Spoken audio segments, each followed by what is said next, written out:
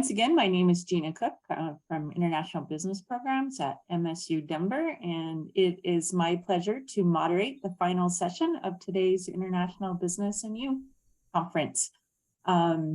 Just a quick reminder, if you have questions for our speaker, please put those into the Q&A and not the chat. And for this final session, rather than a prize, we actually have a free giveaway. Our speaker today has generously offered to make a free e-copy of his book, Listen, Think, Act, available to all the conference participants. So please make sure you check out, fill out the form that you'll find in chat, and we'll make sure that you get a copy. That said, it's my pleasure to introduce our speaker. Jamie Van Leeuwen has extensive background in the public and nonprofit sectors, including many years of experience working in state and local governments, as well as community development.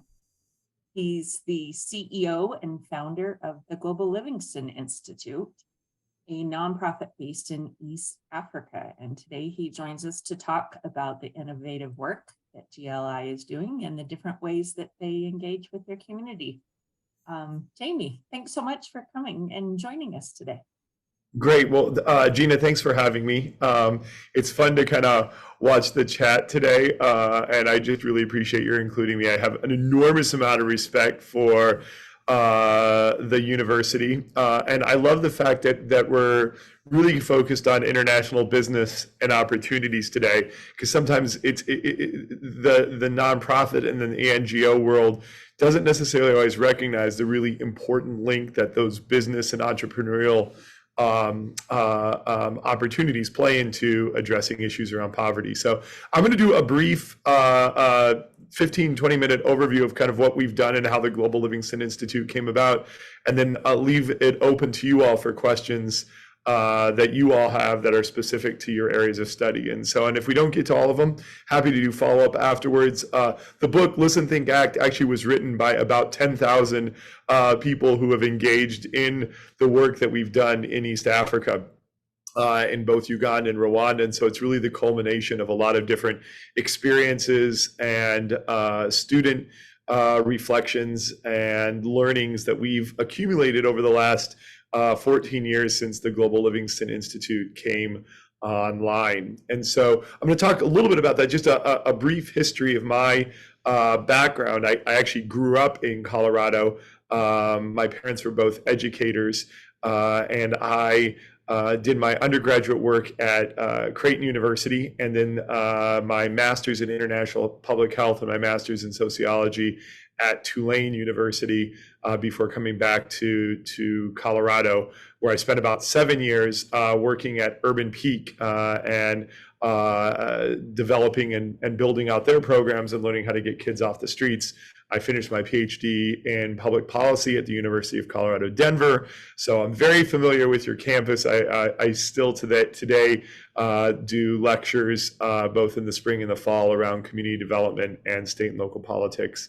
And then for about 15 years, I served both Mayor Hickenlooper and Governor Hickenlooper as his senior advisor and his deputy chief of staff. Most of my work was rooted in community development work domestically around homelessness and housing, and then more broadly when he was the governor around our community initiatives and building partnerships. But a lot of the partnerships that we built with Mayor and Governor Hickenlooper were all rooted in business engagement and opportunities. I think that the private sector has such an important role in terms of addressing the complex social issues we see both locally and internationally. And hopefully this talk will speak to that a little bit. On the GLI side of things, or the Global Livingston Institute, back in 2007, when I was just wrapping up my time at Urban Peak, I got a fellowship from a local foundation called the Bonfils Stanton Foundation that allowed me to engage in some international youth development experiences. And so as the tail end of my PhD was at hand, there was a piece on NPR that was playing about how they are reintegrating child soldiers back into northern Uganda, and I was really curious how you do that. And so I took my first trip to East Africa, and spent some time in the slums of Kampala, went up to the north and saw where they are reintegrating the child soldiers. I was really curious how you did that. Having done a lot of work around homelessness, I knew how hard it was to integrate a homeless person back into the community without encountering a lot of pushback and resistance. How do you take a young person who was victimized and taken out of their house, their school, their church, and then forced into captivity and then trained to actually go perpetrate on the communities where they grew up and did an enormous amount of harm? Joseph Kony was the mastermind behind the child soldiering in northern Uganda, and then he went up into what's now South Sudan and left all of these young people behind, where they started returning to their communities. And I wanted to learn kind of what that looked like. And with anything, and as students, you guys will learn this, there's lessons that you learn along the way that you don't expect to encounter. And one of the key lessons I learned that's really guided a lot of our work came from a woman named Sister Javita. She's a Catholic nun that was working up in northern Uganda at the time in a little town called Leeuwen. And they told me to go visit her jungle clinic, and I went to her clinic, and there were women and children streaming out of her center. Women who had malaria, they had sick children, they were malnourished, they were dealing with all of the issues that the developing world has to contend with, especially in areas that are under-resourced and impoverished. And you would think it'd be the saddest place on the planet, and it wasn't. These sisters were all taking really good care of these moms and trying to make it as positive an experience as possible. And I was a 26-year-old kid from Colorado, wandering around trying to figure out how to make the world better. And Sister Javita takes me into her pharmacy, and there's nothing on the shelves. They've used all of the supplies. There's nothing left. And I look at Sister Javita, and I'm so inspired by what she's doing. And I made my first bold promise to Sister Javita. I look at her, I'm like, don't you worry, sister. I'm going to come back and fill your shelves with medical supplies. And this big nun looks down at me, and she laughs a little bit, and she says, you know, that'd be great if you do, but if you don't, we'll be all right.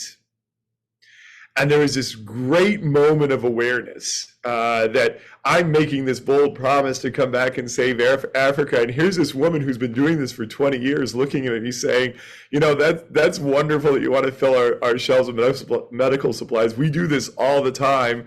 And I'm not going to sit around waiting for your white butt to come back here and save our clinic. We're doing okay without you. And the message that came out of it was that Africa doesn't need you, and don't think about it that way. It's a horrible way to think about any community.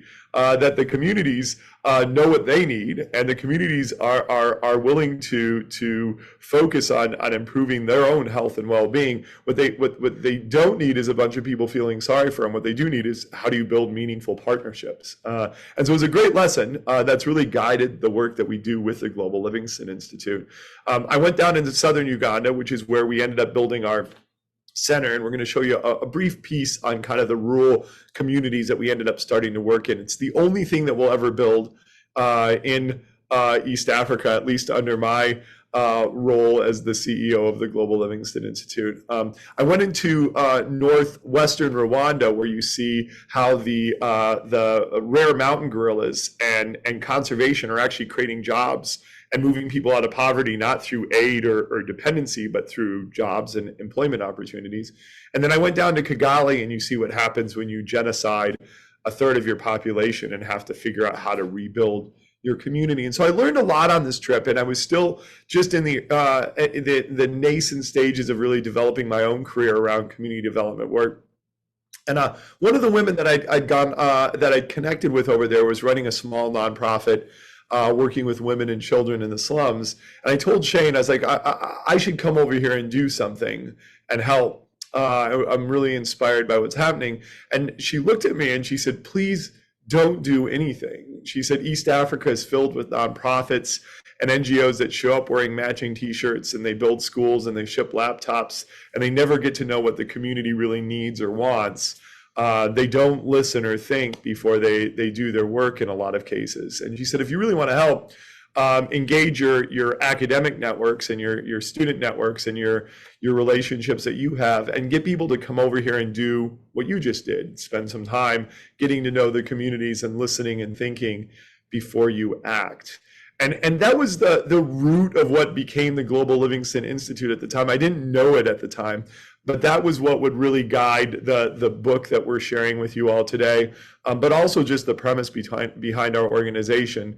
There's this notion in the West that's kind of inculcated at us from a very young age, and it's not a bad concept. The idea is don't just stand there, do something. That there's urgency, go do something, go fix it. Don't sit around and wait. And Africa's saying, hey, don't just do something, but stand there and get to know our communities and get to know who we are and what we're about before you come in and try to fix something. And if you actually really want to do community development, don't come in and fix anything at all. Partner with the community and really spend time getting to know the communities and let the communities drive that change. And so those are the core values that have really guided the Global Livingston Institute and helped develop it into what it's become 14 years later. And so we took our first trip. Actually, Doug Allen is on the discussion today. One of our first trips was with the University of Denver and a group of students who joined us to do that same experience that I had when I first went over to East Africa. And those experiences started to grow into our global classrooms. And our global classrooms started to really inform us in terms of what communities we could be partnering with and what it looked like to do really good best practices community development work. And so the Global Livingston Institute really is focused on listening and thinking with the communities that we work before we act. And through that, the communities have helped us really develop our curriculum. So those communities that we go to, and I will do a shameless pitch right now. We're already working with Gina and the university. We'd like to get more and more students involved in our work in East Africa. But over the course of the last 14 years, we've taken over 4,500 community leaders and students, musicians, artists, philanthropists, to really engage and understand the communities that we've become a part of. And in those dialogues and in those global classrooms, we've had some really exciting things happen.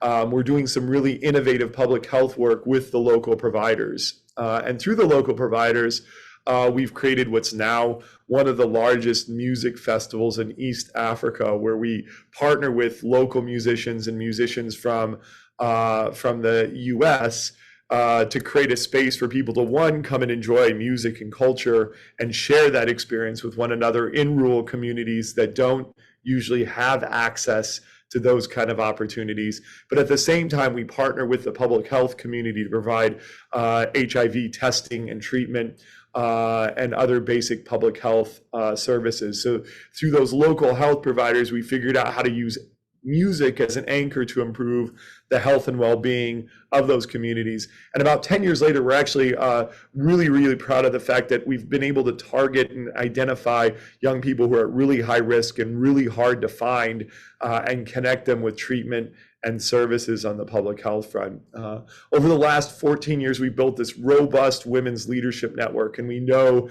that the solutions to improving the health and well-being of communities really rests a lot in women's leadership. The Women's Leadership Association in Southern Uganda helped us shape the organization that we ended up building called Intusi down in Southern Uganda. And the women that we work with in East Africa and around the globe have been a core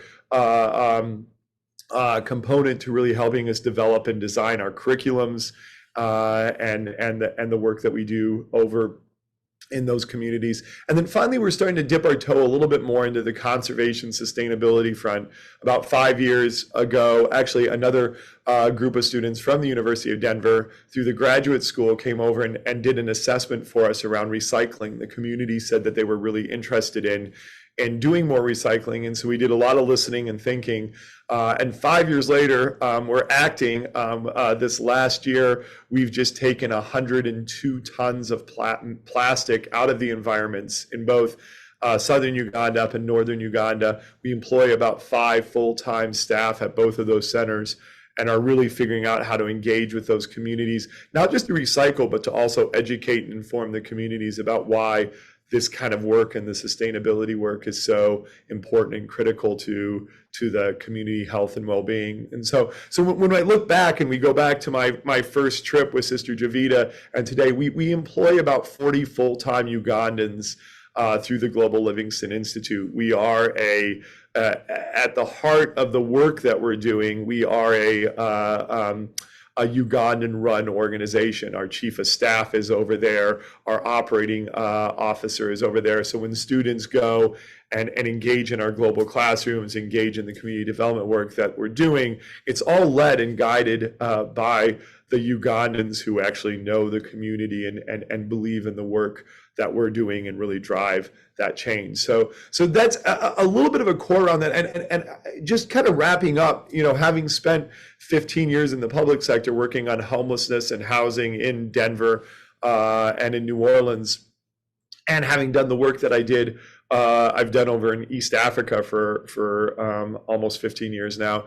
What you learn is that those core principles, while the issues are different, and the issues are different in Aurora, and they're different in Colorado Springs, and they're different in Kampala, and they're different in Bogota, while the issues are different, the way that you approach community and the way that you approach community development really matters. And how we talk to communities and how we engage in them. The one thing that the Global Livingston Institute is really trying to do is trying to push that colonial approach to showing up and imparting values on communities and getting people to say, hey, the solutions to our most complex social issues, if it's homelessness in Denver, or if it's education or public health in rural Uganda, the solutions and the people who are going to solve those problems are the people who are living and working in those communities, not outside folks. And so outside folks have a role to play. There's great partnerships and wonderful ways to build meaningful relationships, but how we do that matters. And the book that we're sharing with you today, hopefully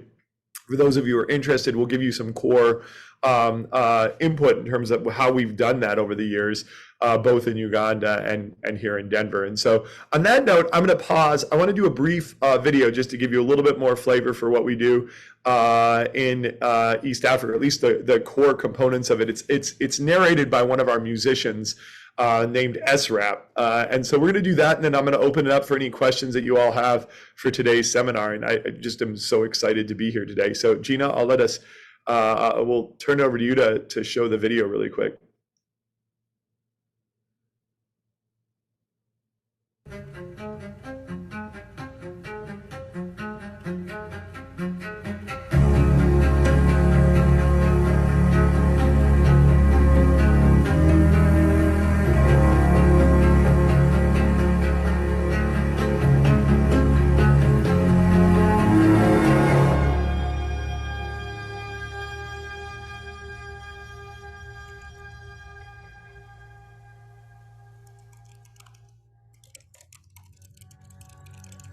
If you go to the intersection of passion and power, you will find yourself here at a paradise named Intusi.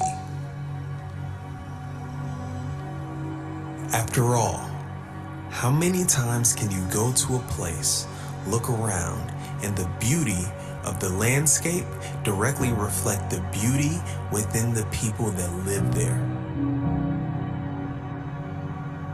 Here, unity is etched into every muscle fiber, and it is what's keeping this community intact. These children of power, beholders of passion, we represent the bright future of tomorrow.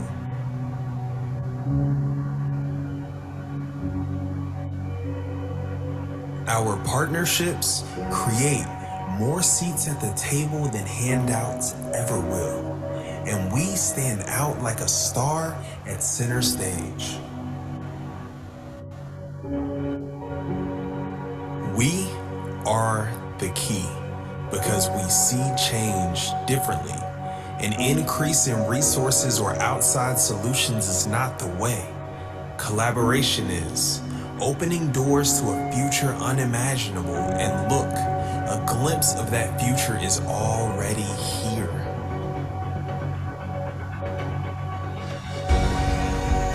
Local jobs and employment that combats poverty and prevails. More than NGOs, the most critical blows to poverty come from the community itself, from our own hands. Breathing, building, and working together, coexisting, the narrative is shifting. We are not needing to take and take and take, but people are coming here to learn, to grow, and to share a piece of what Ntusi has to offer the world. Ran by the community, for the community, this place is a beacon of hope, a mural of open possibilities, painted with love that runs deeper than Lake Bunyoni itself. That wealth sits inside the heart and shared with blended languages and collective smiles. Ntusi is truly the home of international collaboration. Passion is pushed through the veins with every heartbeat. Pain has been transformed into progress.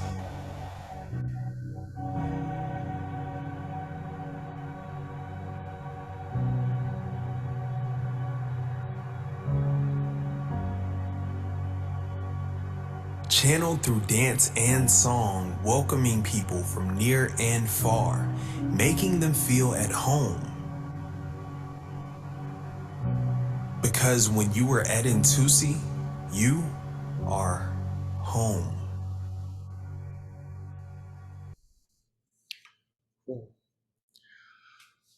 Thanks, Gina. I think visuals are actually, rather than doing a PowerPoint for today, I thought it'd be better if you just kind of see where we live and work in Uganda and what that looks like.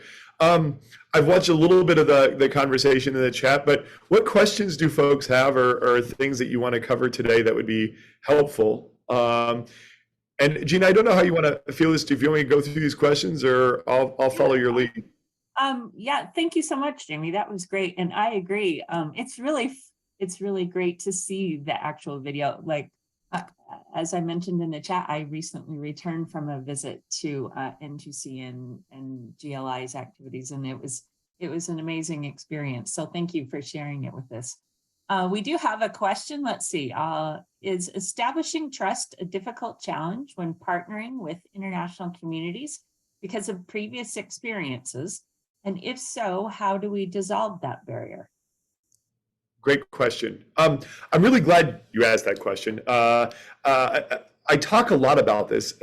Community development is not a spectator sport, and it's not something that happens in 2 weeks. And so when one of the things that we've really tried to do is we've designed our immersion experiences is moving out of that kind of a volunteer mode. And it's not to say that volunteering is not important, but it's also understanding that really good community development takes a long time.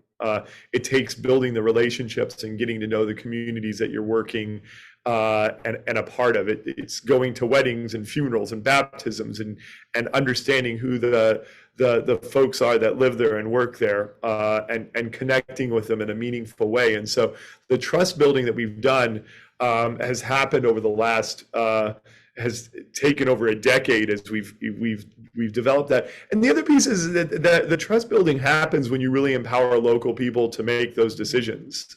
And so we're not an organization, and I think the organizations that I see that are doing the best work are the ones that really put the people in the local community in charge. So the person who runs and directs our center in southern Uganda is a Ugandan who lives in that community. He makes those decisions. He pays the bills. He pays the local staff. He engages in the community development. It's not me coming there and saying, hey, here's what we're going to do, and everybody goes and does it, and then I come back in 2 months. And so community development requires you to be present. It requires you to engage and to invest. I quote Thomas Merton all the time because I think he does a great job of really highlighting how important those relationships are. And in any work you do, if it's in the business community, if it's in the nonprofit community, relationships really matter. And Merton talks about the fact that we sometimes trust too much in the results. And the real work, what we should really trust in is the work itself. And he says at the end of the day, it's the value of personal relationships that saves everything. The relationship that I've been building with Gina and Metro State University of Denver it is something that takes time to build that. And when you build that trust, there's an understanding that helps you kind of drive your initiatives. And so it's such an important question because I don't think you can do really good community development without establishing that trust, and that trust takes time and work, and it's messy. So I'm glad somebody asked that. Yeah, thank you. I totally agree. I think those relationship development efforts, though, pay off in the long term, both in terms of the results that you achieve, but also the network over time that you develop, and the support that brings. So we do have another question. Let's see. How would you advise exploring at-risk communities without exploiting the hidden cultures or natural resources? Yeah, I think it's kind of an ancillary to what we just talked about, but it's so critical for us to think about those things because I do think in the time where we hear about the savior complex and showing up in communities, not just in Africa, but around the globe. How do we get out of that mode? Because that's terrible. Nobody wants that. Nobody wants to be saved or have people feel sorry for them. At least the communities that I've encountered are not seeking that out. So the exploitation, you do it with humility, and you do it with an understanding you're going to make mistakes.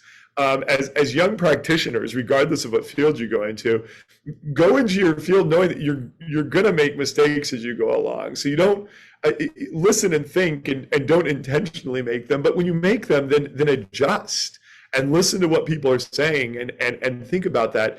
And the exploitation piece tends to happen when we don't listen and think with the communities that we're in. So you do it with an enormous amount of humility and an ear towards listening. That those communities and the ones that I work in want people to show up. They want people to come to their communities. How we show up in those communities, again, is what really matters. And so the areas where we work are some of the most beautiful places on the entire planet in terms of hiking and nature and conservation and experiences that you can have that are just extraordinary. And we shouldn't shy away from going and learning new cultures or being part of cultures.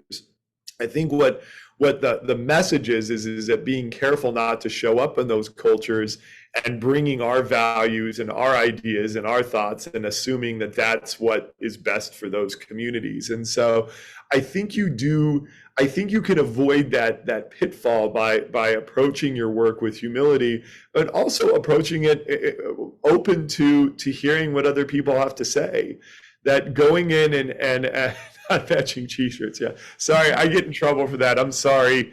I apologize for the matching t-shirt comment, but go into it with an excitement to learn from each other, and let people be open to letting people prove to you that you're wrong, or the way that you're thinking about something or you've always thought about something might not be the best way to think about those things. We're learning. 14 years later, I still am learning. We go over there every time I'm over there. I was just over there with Gina a couple of weeks ago. You hear something new, or you hear about a way that the world is thinking about things that you just never thought of. And so be open to that. And that's what makes community development fun. And it doesn't matter how you approach it. If you approach it from the business standpoint, go be an investment banker and be hugely successful and figure out how you want to give back to your communities. Or go be a teacher or a nonprofit. leader and figure out how you want to give back to communities. There's not a right way to do it. There's definitely a wrong way to do it. So great two questions in terms of clarification on issues. Thank you. I love those aha moments. They're amazing life learning opportunities. So we have maybe 1 more minute for a final question. How does GLI leverage their partnerships and business relationships to achieve their goals? Way to bring it back to the international business perspective, Haley. Absolutely. I don't think good community development work can happen without engaging the business community. Some of the greatest innovators and entrepreneurs who can actually help us think differently about nonprofit work come from the business community. Our recycling center is a perfect example of that. So the recycling center is a public-private partnership. The community said, hey, we're really interested in recycling. The mayor said, and Kamali said, okay, if you want to do that, we'll give you the land. We'll loan you the land to actually do your recycling on. And then Coca-Cola said, well, we're really interested in the plastic, so we'll help you figure out how to build our recycling center, and we'll buy your plastic from you through our company PRI that does the plastic recycling. And then the Global Livingston Institute said, we'll create the model and manage the project. And so that's a beautiful example of how you leverage business relationships, that everybody's bringing something to the table. And Haley, for the first time, it's fun to do this talk right now, about 2 weeks ago, that those centers, and this doesn't always happen, it might not continue, but those centers actually generated a profit because of the way that they're run and because everybody has a stake in the ground on it. And so we're excited about kind of how things are moving forward with that. But the more you can engage and tap into your business community, Doug Allen does it better than most people. He really understood the value of the business community and the entrepreneurial community in terms of innovating and bringing new ideas to the table. And how do you take those private sector business concepts and apply them to solving issues like recycling or transportation or housing? And so it's a brilliant question. And I think there's very few areas in nonprofit work or international work where I don't think that there's a role for the business community or that they can contribute significantly. So great points. Great conversation. You have all of our information. The website has a great research library on it. It's got ways to contact us. Gina will definitely give you other opportunities of ways that we can get you more involved, but so appreciate your including me here today. Very honored to be part of today's conversation. Thank you so much. We appreciate having you. It's been great to hear more about GLI's work, and definitely looking forward to connecting in growing areas of cooperation.